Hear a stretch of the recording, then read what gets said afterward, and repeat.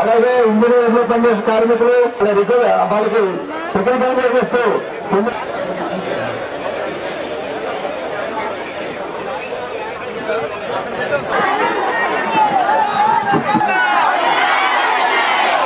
కార్యం జరుగుతుంది.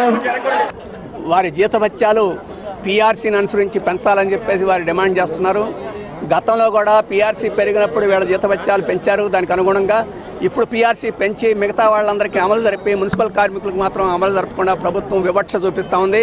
ఇది అన్యాయం అని చెప్పేసి గత 6 నెలల నుంచి ప్రాధేయపడి విజ్ఞప్తులు చేసుకున్న ప్రభుత్వం నిర్లక్ష్యం చేసి పరిష్కారం చేయలేదు. అందుకని గత్యంతరం లేక ఈరోజు ఈ సమ్మె చేస్తున్నారు. కాబట్టి ఈ న్యాయమైన సమస్యను వెంటనే పరిష్కారం చేయాలని చెప్పేసి మేము డిమాండ్ చేస్తున్నాం.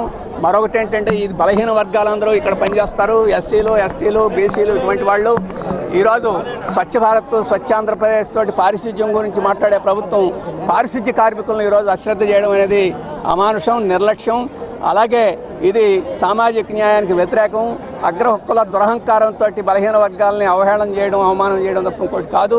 అందుకని సామాజిక న్యాయం కోరుకునే వాళ్ళు ఎవరైనా, ఈరోజు స్వచ్ఛ భారత్ని కోరుకునే వాళ్ళు ఎవరైనా వెంటనే ఈ సమస్యను పరిష్కారం చేసి పారిశుద్ధ్య కార్మికులు, మున్సిపల్ కార్మికులని ఈరోజు ఈ సమ్మెను విరమించేదానికి అవసరమైన చర్యలన్నీ రాష్ట్ర ప్రభుత్వం తీసుకోవాలని మేము డిమాండ్ చేస్తున్నాం.